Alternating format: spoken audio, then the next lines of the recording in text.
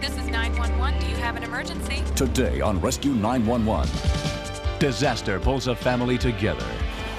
A holiday down under takes a turn for the worse. We noticed he was floating face down in the water. Catching a teenager in a wave of tragedy. I didn't know if he was alive or dead. Plus, They're just choking. Oh, God.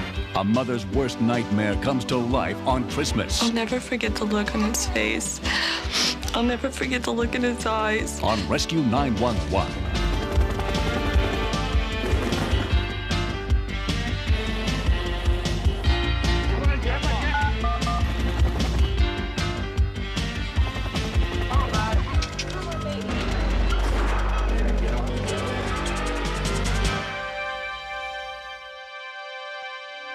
Santa Claus is loved and recognized the world over as a symbol of Christmas.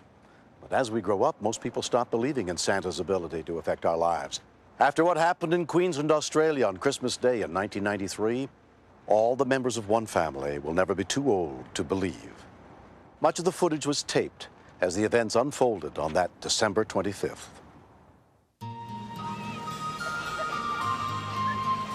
It was a really nice day, Christmas Day. A lot of people were on the beach, thousands of people. Water is dangerous, so we do surf patrols up and down the Gold Coast.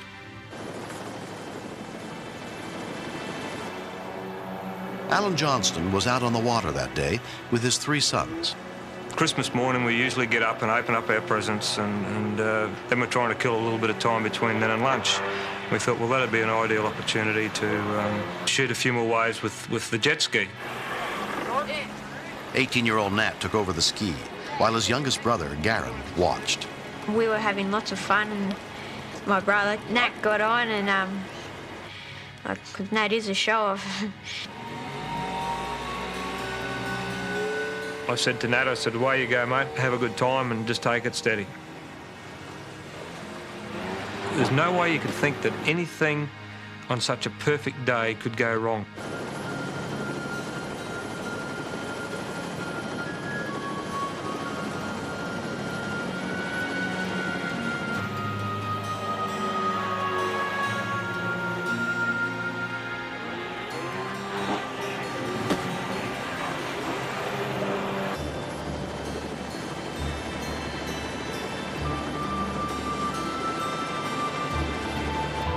Nathan thoroughly enjoyed the thrill of the jet ski. He got a little bit bored with the mundane part of it, and he decided to go up where the waves are a little bit bigger. When we continue. The jet ski came through the set and no Nathan. And then we noticed he was floating face down in the water.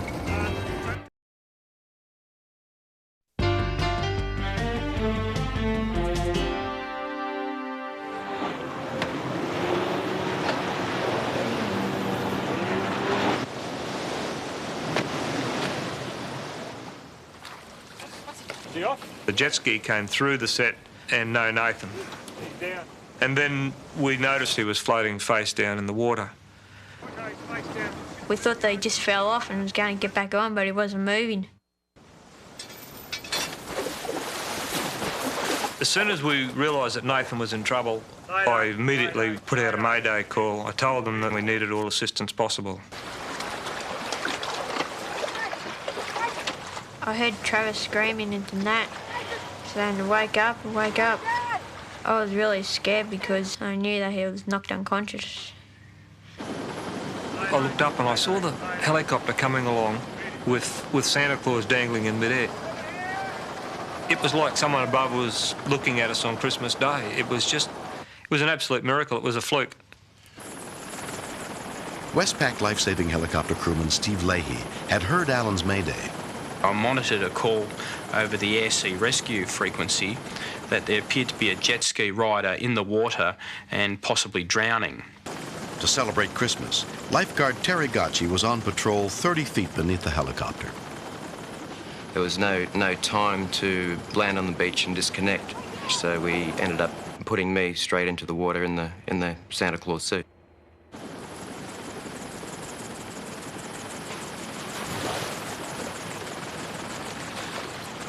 Travis was absolutely screaming, trying to wake him up. All that I could see was Nathan was just foaming at the mouth.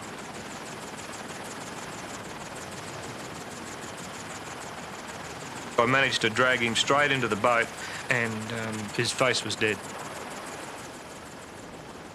I just pulled a dead son into the boat. A split second later, Santa Claus came in behind me and he started to work on that to resuscitate him. So get in the shore as quickly as you can. All right. One minute I was waving to people along the beach, and then the next minute I had a drowning patient beside me. I didn't know if he was alive or dead, so I immediately rolled him on his side into a recovery type position and cleaned his airway. Wave rider, wave rider. We have a jet skier on board. I kept on asking what was going on, was he alive, what was happening. It was just cutting at the heart. Queensland Ambulance Officer Mark London happened to be assigned to the Gold Coast Water Police boat that day. And we noticed a boat quickly going past us the other way, and a man who appeared to be in some sort of red suit kneeled down over someone laying in the back of the boat. We had the initial call as being someone who had come off a jet ski, and we assumed that they possibly had hit their head. The first thing I saw was a man in a Santa Claus uniform, but obviously the first concern was the patient. He was very pale, he was lifeless, he had a lot of difficulty in breathing. Obviously there was a lot of fluid on his lungs, a lot of fluid in his airway. He was constantly vomiting up seawater. He looked in a very serious condition. It was like a godsend that somebody who was more qualified than I was actually there to help. These guys were just working unbelievable efforts. They must have worked for maybe 10 minutes, maybe even longer, maybe 15 minutes, because he just wasn't with us. He was breathing, but I knew he still wasn't out of the woods for the fact that he still had the fluid on his lungs. It was still a major concern to me to see what the outcome was going to be and if he was actually going to be okay. Nathan was taken to Gold Coast Hospital, where he was examined by Dr. Mark Elcock. He was in a critical condition in that he needed advanced life support to maintain his airway and to maintain his ventilation. Without that, he wouldn't have survived very long at all.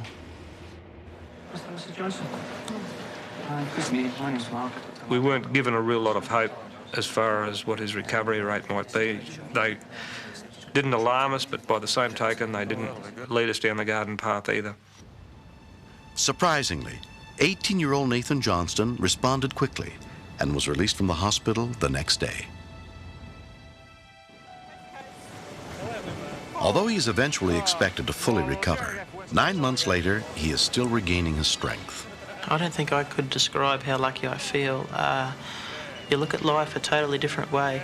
You try and take every opportunity you can get, because once it's gone, it's gone. We raise our glasses and thanks very much, Terry. We were just the ones that were basically flying over and happened to stumble across him. I think there was an angel on my shoulder that day. But if it wasn't for the efforts of his family in the water and on that boat that day, he more than likely would have drowned. Terry was just unbelievable, you know, and this guy does this every weekend. They just go out in all sorts of seas, you know, it's just unbelievable. Appreciate it. Thanks doesn't seem enough. If you do lose consciousness, as the patient did in this scenario, then you can sink straight to the bottom. You haven't got something to keep you afloat. The fact that the patient was wearing a life jacket is what's probably ultimately saved his life. Where are these koalas? There's one there. There's one at the tree. I feel like I have got a second chance, and this time I will make the most of it, and nothing's going to stop me. It's probably one Christmas gift that he won't forget, having Santa drop out of the sky and rescue him. He's a very lucky person. Next.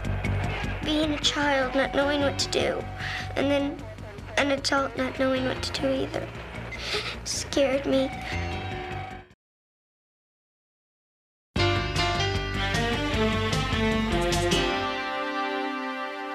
In early December of 1993, Kimberly and David Joyce of Atlantic Beach, North Carolina, began preparing for the holidays.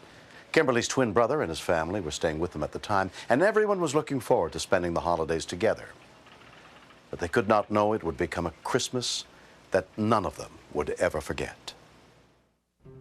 I've been told that I have an enormous amount of Christmas decorations.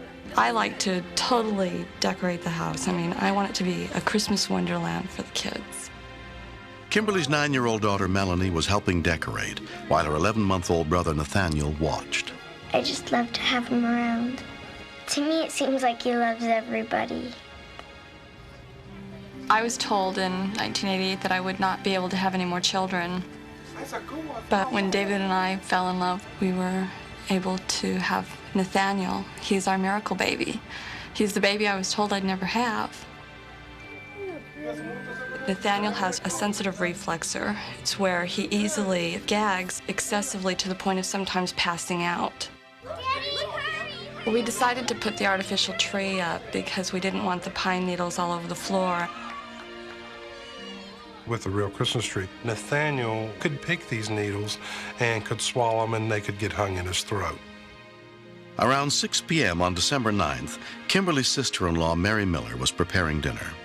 I'm gonna get started on my stuff so I can get it done in time. Okay. I'm gonna put Nathaniel down here so he can watch Barney with you.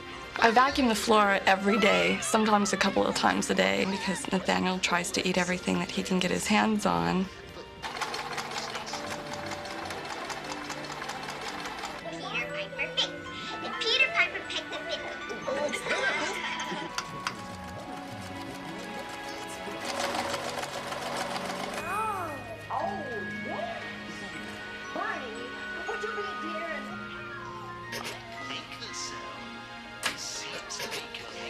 Nathaniel? What's the matter? Kimberly? He's choking. Nathaniel's choking. Oh, God. Get him over the sink. My first thought was it was just this reflexor, that there was nothing really to be alarmed about. And that's when I put my finger in his mouth, and I could feel metal in the back of his throat. I gave the baby blows on the back. But whatever it was stuck, and I couldn't get it out myself. Mary? I'll never forget the look on his face. I'll never forget the look in his eyes.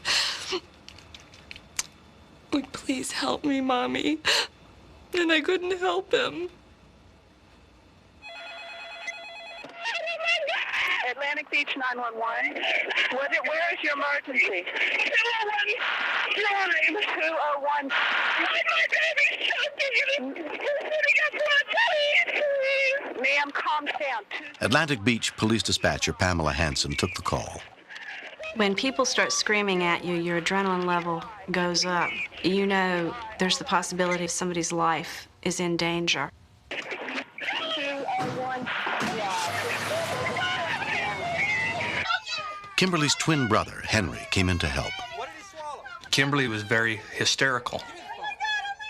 I wasn't sure if they could understand what she was telling them, because I couldn't hardly understand it. Hello? Hello, yeah, she's got metal in his throat. Metal? Yeah, he's got something metal in it. Okay, hold on. Atlantic Beach Squad 35, caller advises the infant has swallowed a metallic object. He's passing out. He's passing out? Gotta hurry.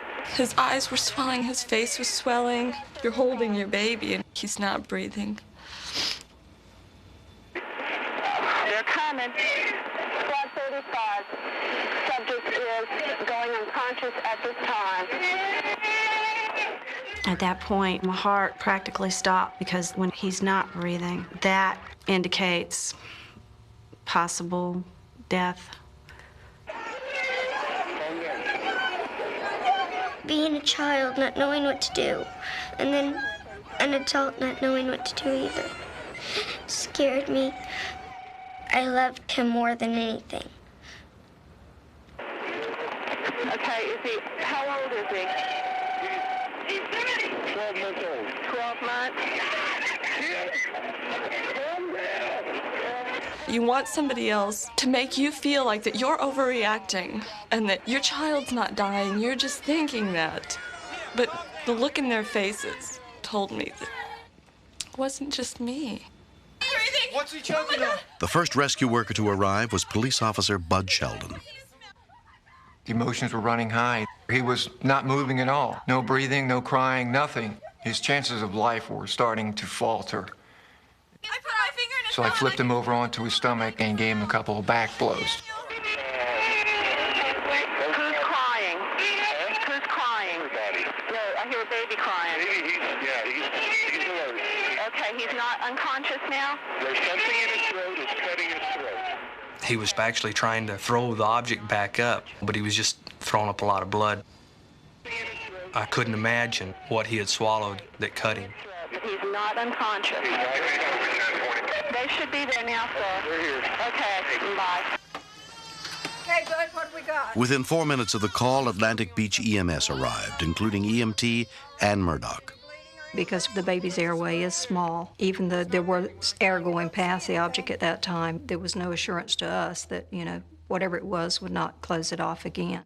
So we knew we had to get to the hospital fast. The ambulance then started racing. Their siren went on, and they just took off. I was afraid he was dying, if not already dead. We got a baby choking. Nathaniel was rushed to Carteret General Hospital. Pediatrician John Knelson took over his care. When I asked the EMT people there what had happened, they said when we lay him on his back, he quits breathing. You have to be careful not to dislodge or move the object while you're trying to find it, and therefore precipitate a catastrophe while you're trying to fix the situation. I decided the best thing to do would be to get an X-ray to see if we could identify the object so we could go after it in a more planned way rather than just fishing for it. Hi, are you Nathaniel's mom and dad? Yes, sir. Okay, I'm Dr. Knelson. I was frightened when I saw the X-ray. This is a potentially disastrous situation. You recognize this, don't you? Yes. You don't have to be a radiologist to read this film. He had swallowed the end of a Christmas bulb. I don't know how he ever could have swallowed such an item, but there it sat, plain as day. Thoracic specialist Richard Ray was called in to perform the procedure to remove the object. When I looked, I saw the part of the ornament with the hole was sitting right in the baby's larynx, so that the baby was actually breathing through this little hole. To stand there helplessly and listen to your son crying, screaming out, and to know that there's nothing you can do but wait and hope, that was the hardest thing that I had to deal with. It took a little finagling and twisting and maneuvering to get a hold of that spring, and when we were able to get a hold of both legs and pull them together, that released it from the tissue and it came out quite easily. Oh boy, look at that. Oh. When you get that out, it's like the Hallelujah chorus. Everybody in the emergency room cheers, and it's a good time. Wow. Okay. Everything is okay. Everything's going to be all right. I just looked at the nurse, and she kind of handed me Nathaniel.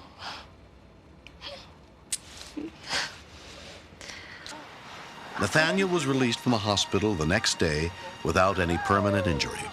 Nathaniel has had his first birthday. He's learning to walk now. All the things you anticipate, but could have easily been taken from us. I love my son very much.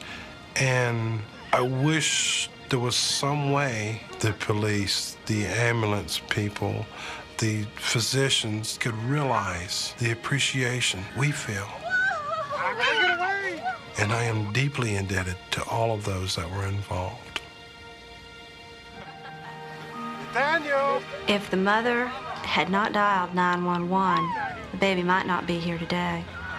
Everyone should know how to dial 911. It's only 3 little numbers. I mean, small children can remember that. If they can remember their phone number, they can remember 911. It really is necessary to baby-proof a home, to keep small objects that could be swallowed out of a baby's reach, particularly around the holiday season when there are extra people and extra decorations. Parents need to be extra careful. I keep this bulb top with me at all times. It's a reminder to me to make sure that you never take any moment in life for granted. That pretty water? Life is about living and enjoying and sharing and loving. And love is all there is. Got another kiss? I think the Joyce family probably received the best Christmas present any parents can ever receive. The life of their baby. Do it, huh?